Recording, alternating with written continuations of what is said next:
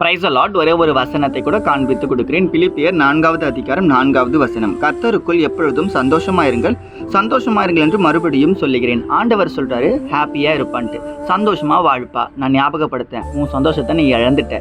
ஏன் தெரியுமா எழுந்த? உலகத்துல இருக்க எல்லா காரியத்தையும் தேடி போற, அதுல சந்தோஷம் கிடைக்கும். தியேட்டருக்கு போனா சந்தோஷம் கிடைக்கும், கிரிக்கெட் பார்த்தா சந்தோஷம் கிடைக்கும், ஃப்ரெண்ட்ஸ் கூட சுத்தினா சந்தோஷம் கிடைக்கும்ட்டு எல்லாமே ரைட்டு தான். இந்த உலக காரியங்கள் நீ பண்ற இல்ல, அது எல்லாமே ரைட்டு. ஆனா அந்த ரைட்ல கூட பாத்தீங்கன்னா எல்லாமே ராங்கா தான் போகுது. அதுல சந்தோஷம் கிடைக்குன்னு நினைக்கிறேன், ஆனா அது கொஞ்ச நேரம் தான் வருது, உன் வாழ்க்கையை அதை அழிச்சிடுது.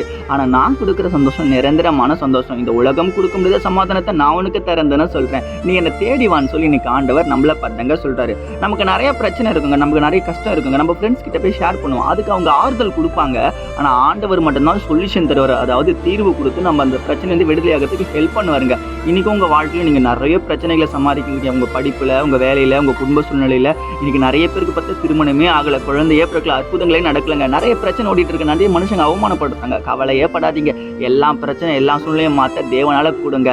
அந்த பாஸ்டர் கிட்ட போலாமா, இந்த பாஸ்டர் கிட்ட போலாமா யோசிக்காதீங்க. நீங்க ஆண்டோட சமூகத்துல உங்க வீட்டுல உட்காந்து ஜெபம் பண்ணுங்களேன், அற்புதங்களை நீங்க பார்க்க போறீங்க. சந்தோஷமான ஒரு வாழ்க்கை உங்களுக்கு ஏசப்பா நீங்க தரப்போறாருங்க. விசுவாசிக்கிறீங்கன்னா ஆமென் போட்டுக்கோங்க. வசனங்களுக்கு ஃபாலோ பண்ணிக்கோங்க. God bless you. ஆமென்.